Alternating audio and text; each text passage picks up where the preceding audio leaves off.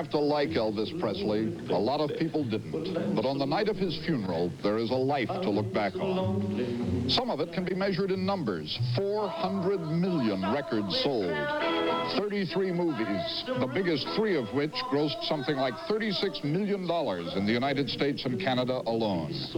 The best-selling recording artist of all time, he was called, and the most highly paid entertainer of all time. But some of that life lies beyond statistics, an influence, musical and otherwise, that shaped an era and fired a revolution. Only the man died Tuesday. What he symbolized and what he created are still with us.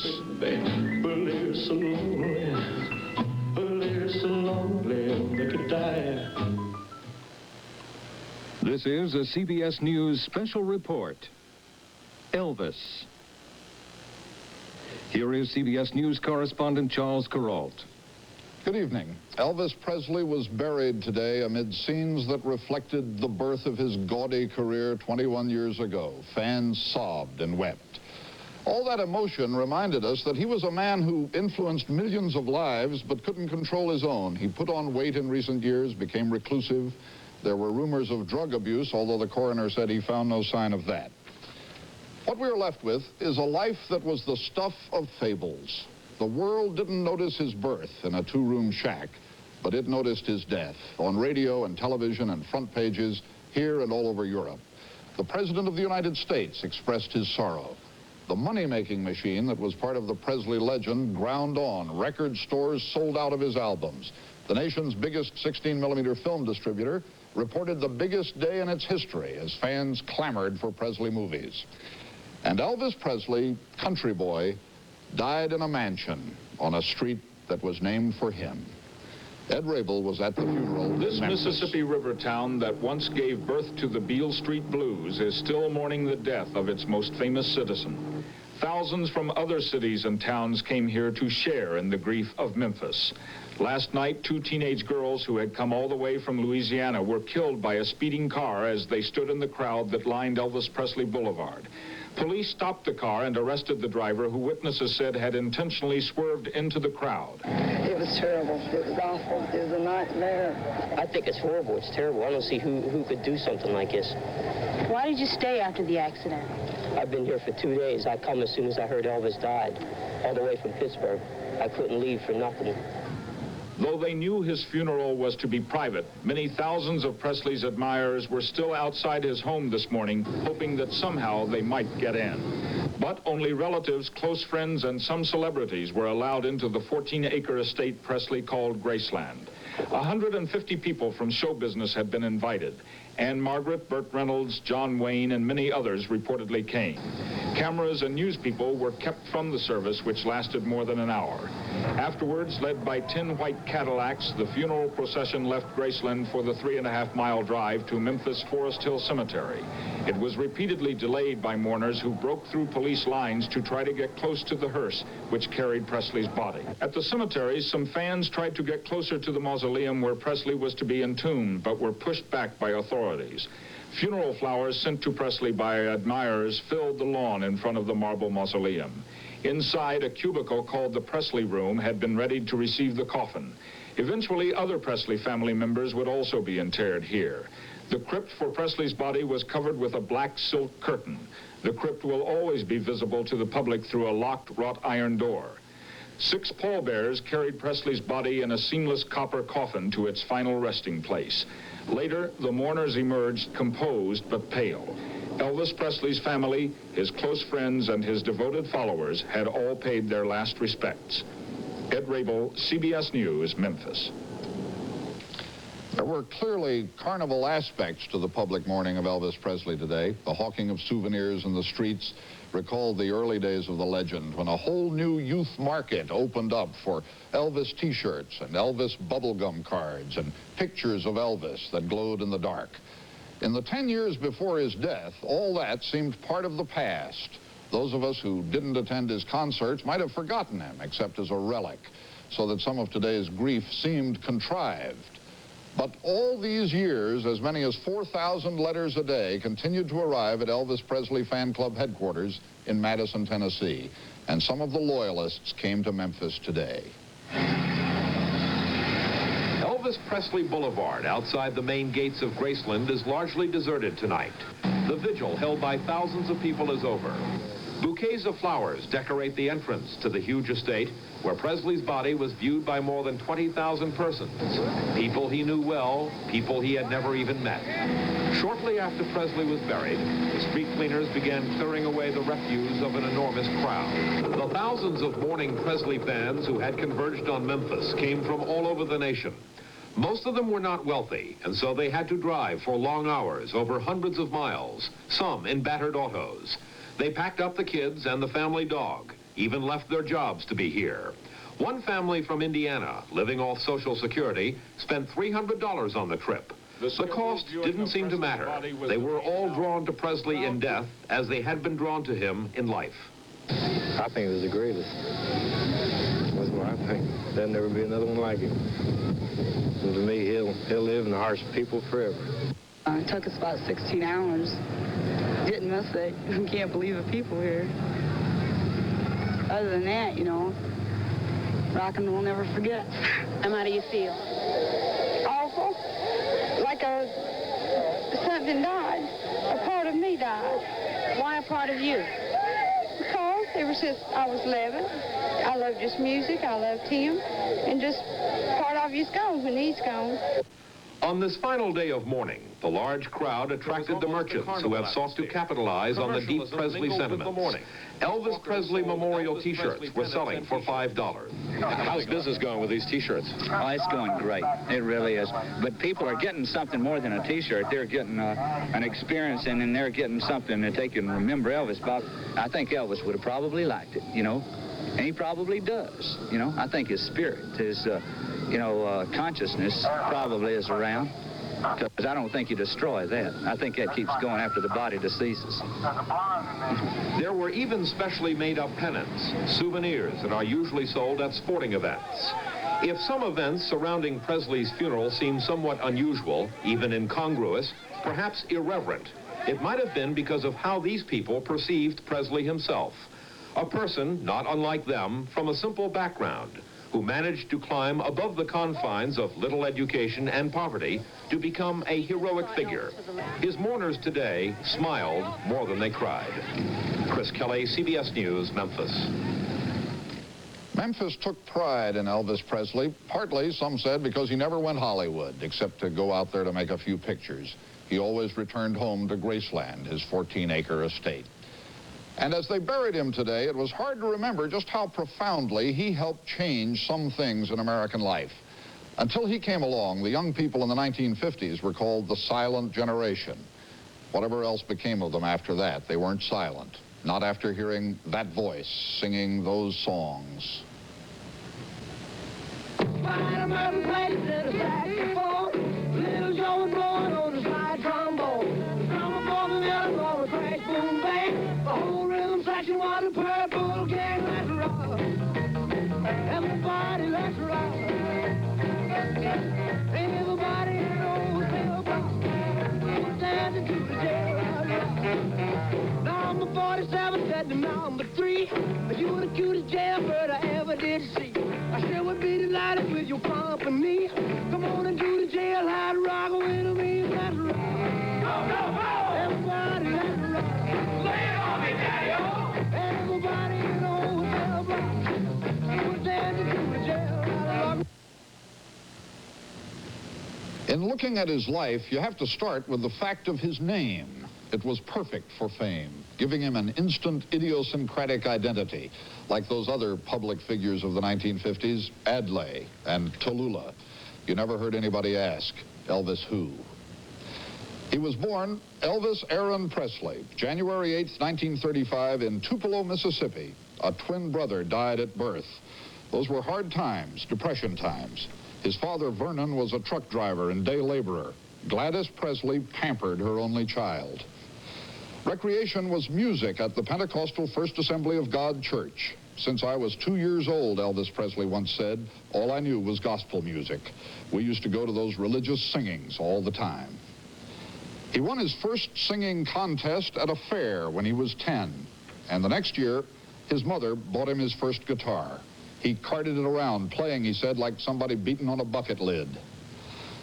The family moved to Memphis when Elvis was 13. We were broke, man, broke.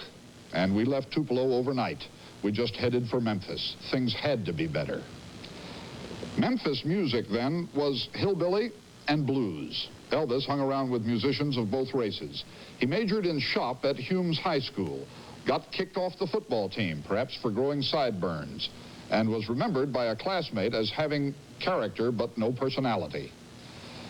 He was 18 in 1953, a $40 a week truck driver when he started paying $2 a side to record at Sam Phillips' Sun Studio. In 1954, one of those songs, a conventional blues called That's All Right, took off. That's all right to you. That's all right, Mama, just anyway. Sometime in 1955, he hooked up with Colonel Tom Parker of the Great Parker Pony Circus, who later said, "When I met the boy, all he had was $1 million worth of talent. Now he's got $1 million."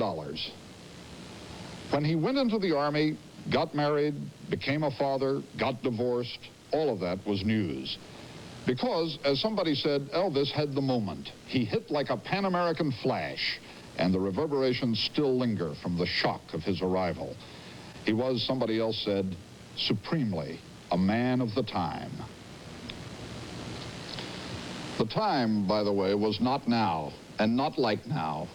The time was different, only 20 years ago, but so far away now that it seems impossible we lived through it. When Elvis Presley first stepped sneering onto the stage of our memory, ducktail and sideburns and leather jacket and vulgar arrogance, he seemed to a lot of people of normal sensibilities to be revolting. And when he switched to red, white, and blue and sequins and spangles and a Superman cape, he seemed a joke. Whatever this was, it wasn't music. We didn't know music was about to change. He was about to change it. We were about to change, too. How could we have known that? Try to remember. Try to remember. 1956 was the year Elvis Presley made his first national impact. Ike was in his glory, and Grace was in her palace, and all was right with the world.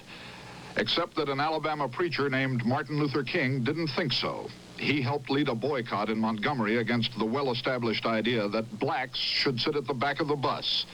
Some things were beginning in 1956. Elvis Presley was widely considered to be a passing fad. We were becoming accustomed to flashes in the pan, like the Davy Crockett hat and the hula hoop. A few more shakes of the hip, and Elvis would be gone. But he didn't go. Well-considered adult ideas like the Edsel failed miserably. The best American minds could not, for the longest time, seem to put a satellite in space to match the Russian Sputnik. The American space effort in those early years produced failure after failure. While so many of the sincere best efforts of grown-ups flopped, Elvis Presley, this unlikely phenomenon of youth, succeeded gaudily. We're just trying to put Elvis Presley into the context of his time by trying to remember what else became big at about the time he did. Jet planes, tail fins, instant coffee, power moors, electric typewriters, princess phones. You see, grown-ups had fads too, but they were bland and innocent beside this boy with the curled lips and the pulsing hips. We turned to Vance Packard, the author who started in the 50s explaining us to ourselves, to help explain what it was about Elvis Presley. Did Elvis Presley come along and take advantage of something that was about to happen anyway? Yes, I think that this was happening all along the line. Not only in music, but in sexual mores and the way that people dress. I mean, up until well in the late 50s, the gray flannel suit was still mandatory for men, and they had very strong ideas about even changing the buttons on a suit. And the women wore dresses, and there was only a narrow range in which they could raise and lower the hem. The idea of the women's rule was that she had the station wagon full of kids out in the suburbs, taking them off to school, and this was glorified all through America.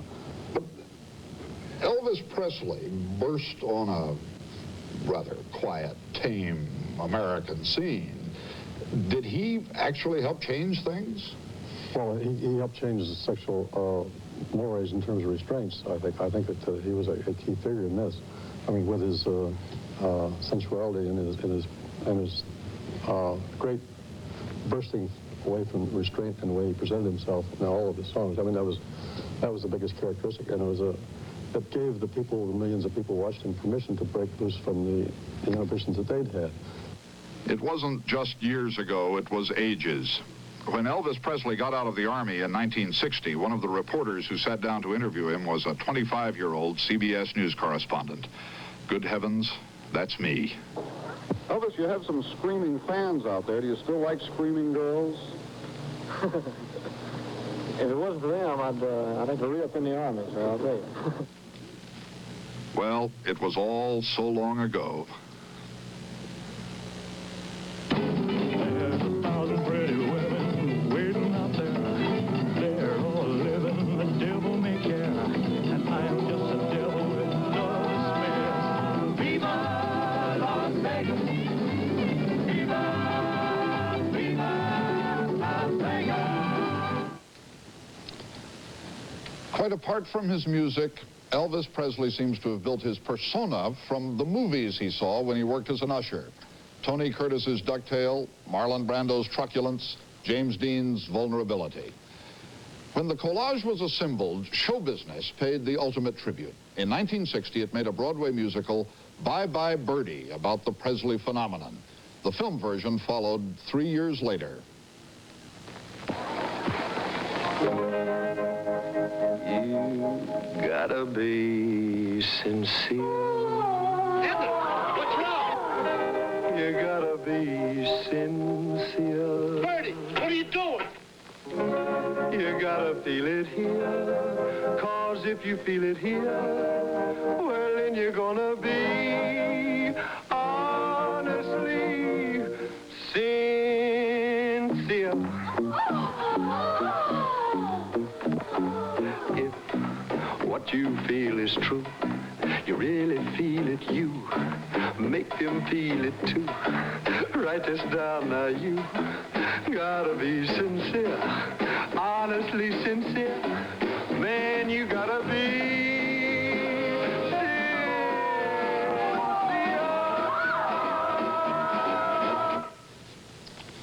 Elvis Presley, we're told, didn't invent rock and roll, but gave it a style. He did more than that. He gave the world of show business a style.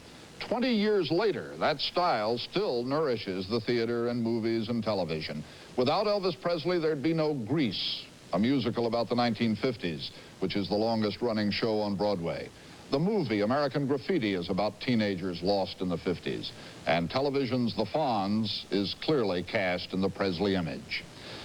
After his death, people who knew him reflected on the man and the style that had such an impact on American life. Pat Boone, the singer whose career roughly paralleled Presley's in time, was a close friend.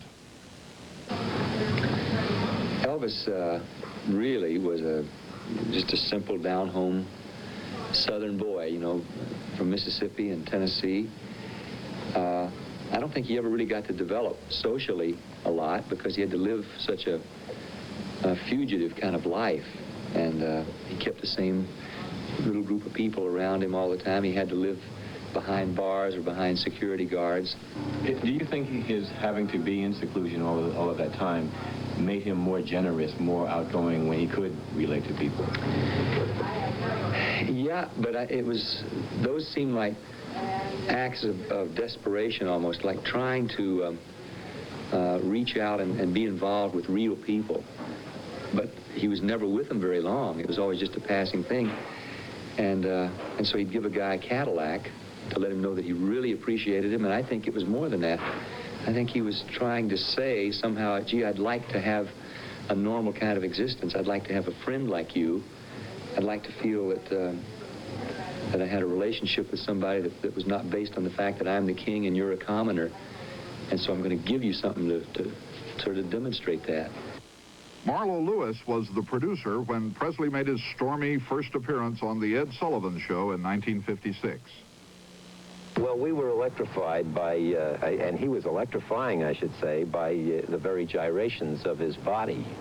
He had a kind of a call of the wild, a sexuality, a sensuality, a lasciviousness to his music, and it communicated immediately to the audience. Ready to rock and roll. Mrs. Marion Koch, a nurse, cared for Elvis Presley when he was treated over the years at Baptist Memorial Hospital in Memphis. Elvis was not afraid of dying. He was a deeply religious person, and he read a lot of up on astrology. He was very smart. As I said, he was not afraid to die. George Klein was Elvis Presley's best friend in high school and a pallbearer at the funeral today. We were friends, and I was always nice to him. And he never forgot that. He said that he always remembered. What about this ring you have on your finger there now? Is that a gift? He gave me that ring for my birthday. He gave me that watch. He gave me that bracelet. He gave me everything I had. The best thing he ever gave me was friendship. The remarks weren't always so kind during Presley's lifetime. A movie critic said Presley was sensitively cast as a slob. A religious newspaper said Presley and his voodoo of frustration and defiance have become a symbol in our country. It was even written, Mr. Presley has no discernible singing ability. That was written 400 million records ago. Some guys have all the luck, but my heart hasn't any. I think I'll paint a sign for sale for a penny. Yeah. Who wants to buy a heart, my poor heart? One broken heart. Yeah. One broken heart for sale. Who wants to buy a heart? Oh yeah, one broken lover's heart. One broken heart for sale. Since his death, there's been so much talk about Elvis Presley as symbol, Elvis Presley's significance to our culture, that it's almost possible to forget that he played a guitar and sang. Whatever else went into the Presley legend, it began with his music. Charles Osgood reports. This is the heart of that part of New York City they used to call Tin Pan Alley. Most of America's pop music came from here until something explosive happened in the 1950s. Was an extraordinary sort of eruptive impact on American society. If you go back and listen to what was on the hit parade in the early 1950s in this country, it is appalling. It's like a time warp. I mean, but it was a time of extraordinary gentility and blandness and politeness. Presley was the man who codified in the American consciousness a kind of rebellion. And that rebellion was as much in the stage manner and inflections of the voice. I mean, that man could sort of shake his voice and suggest sex in a way that a literal readout of the words would never necessarily imply. Well, it's one for the money. The shaking voice and hips offended parents no end. Presley didn't invent rock any more than he invented sex, but kids seemed to think he'd invented both. And to the world of music, he became, to say the least, important. You bet you he was, Charlie. He was immensely important. He was important because he was the first white man or woman to combine the basic elements of hillbilly music and rhythm and blues, and he became a kind of a rockabilly character, and with the seductiveness that was available to him, and especially at the time in which he was born, culturally, in our evolutionary process, he was a major and significant man. He changed the course of music, as I say, by introducing a shocking, at that time, a shocking kind of launch into the musical bloodstream. You ain't nothing but a hound dog, crying all the time. You ain't nothing but a hound dog, crying all the time. You have to realize how insulting and crude and upsetting this was in a culture in which one expressed romantic feelings with moon June platitudes. I mean, you ain't nothing but a hound dog. The use of the colloquial ain't. I mean, of course, this stuff had been going on in black music and in the scuzzier kinds of country music for years. But what Elvis's significance, apart from his musical gifts, which were in his formative years formidable as an interpreter, apart from that, he was the conduit through which these underground musics suddenly, and it was sudden, suddenly found themselves in the mainstream. The style of Elvis Presley was influenced tremendously by black performers, and he, in essence, because of at that particular time the kind of backwards mental capability that many people had, as judging a person because of the color of their skin, as somewhat still does exist. But back then it was worse, and he actually, because of him being a Caucasian brother, he was able to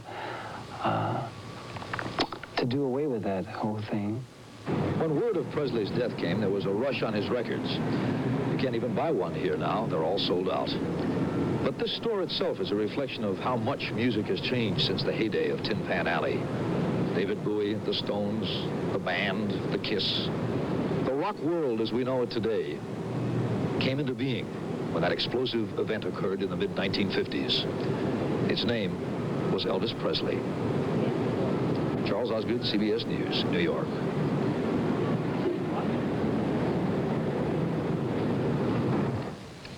He gave away Cadillacs to total strangers. I know somebody he gave one to. Now that's success. Raw, garish American success. Success without limits. Success so grand and complete, as a critic named Greil Marcus once wrote, that there is nothing else worth striving for. The reports from overseas tonight speak of mourning rituals all over Europe. He was an idol over there too. But it's hard to imagine Elvis Presley's success coming anywhere else but here. He molded it out of so many American elements, country and blues and gospel and rock, a little Memphis, a little Vegas, a little arrogance, a little piety. Greil Marcus says Elvis Presley's strength was nothing less than a rich and commonplace understanding of what democracy and equality are all about. No man is better than I am. He was a truck driver's boy from Tupelo who got so rich he could give away Cadillacs. That's an American story. How could we ever have felt estranged from Elvis? He was a native son. This is Charles Kuralt. Good night.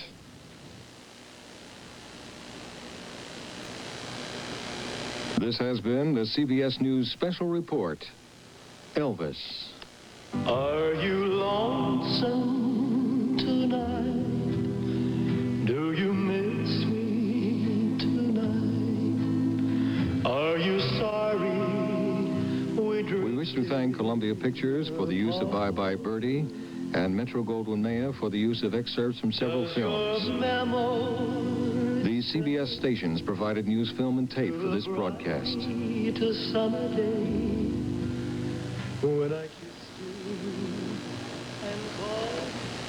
This is CBS.